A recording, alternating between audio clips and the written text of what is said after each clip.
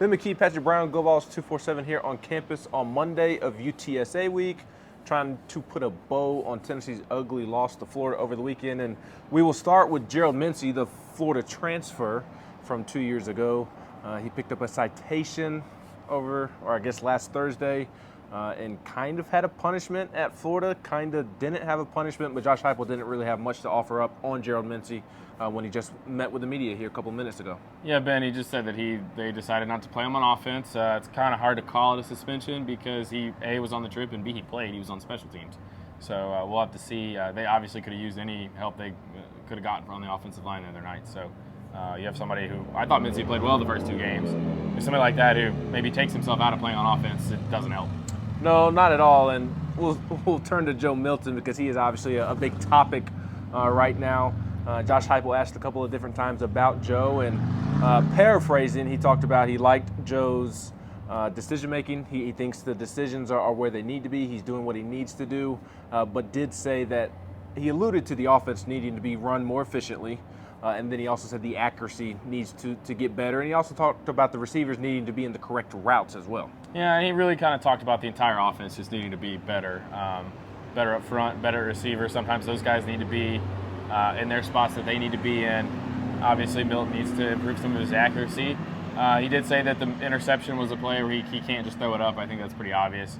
There were obviously some protection breakdowns on that play, but he didn't sound, I don't want to say down on Milton, but he also wasn't necessarily giving him a ringing endorsement or maybe even a vote of confidence, if you want to call it. I thought he kind of stood up for him, to be honest with you. Yeah, I mean, he didn't. More along those lines than the other end of the spectrum. Yeah, but he didn't have to come out and say, Joe's our guy, we still believe him, and all that kind of stuff. But, when his offense is playing like it is and when it's not putting up the points that it should and that they think that it should, it's not just one problem. And so Tennessee is working on all those problems. And where Joe Milton is on that list is obviously a matter of subjectivity, but it's clear that everybody on this offense needs to play better starting this week. Yep, and so does the defense, especially tackling. They did get better in the second half, but I asked Josh Heupel about those missed tackles, and he talked about the ones in the first half. Some of them were because of poor fundamentals, poor technique. A couple others, he simply said, were because of poor effort.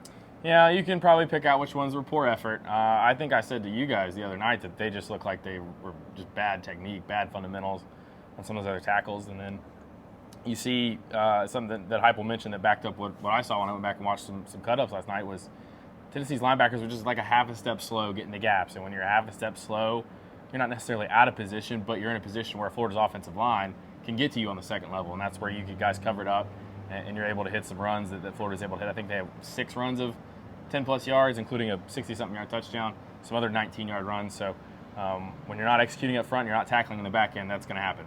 Yep, and Tennessee definitely missed Keenan Peely on Saturday night. Looking forward to this Saturday, UTSA, pretty good football program coming in. Kind of been a slow start for them, 1-2, I believe. A tough loss to Army this past weekend. Go Army, beat Navy. But it's a game that Tennessee's going to have to be mentally prepared for on Saturday night. Yeah, I mean, forget about UTSA. Tennessee needs to go play better. That's the bottom line. They've got to clean up. Self-inflicted wounds was the theme of the day, and Heupel flat out said that their percentage is just too high right now, and it was too high in the Austin Peay game too. So that's 2 weeks in a row where you've not played clean football, and you can get away with it a little bit against an FCS team, but when you go on the road in SEC play against a hyped-up Florida team, it's going to get you beat like it did the other night. So regardless of who Tennessee's playing, regardless of if Frank Harris plays for UTSA, he's obviously a good quarterback, but Tennessee's got to go out and play better. Got to clean up the penalties, got to be better in pass protection.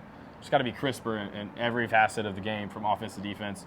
Maybe not even special teams. The special team was okay the other night. So, but a lot of things to clean up for this football team, and it starts with them and their preparation this week. Yep, against a good Division I football program, and we will have plenty of coverage all week long. Still have plenty of coverage trying to process what happened in Gainesville on Saturday night, and again, we'll have plenty of coverage of UTSA all week up at GoVols247.com. He's Patrick Brown. I'm Ben McKee.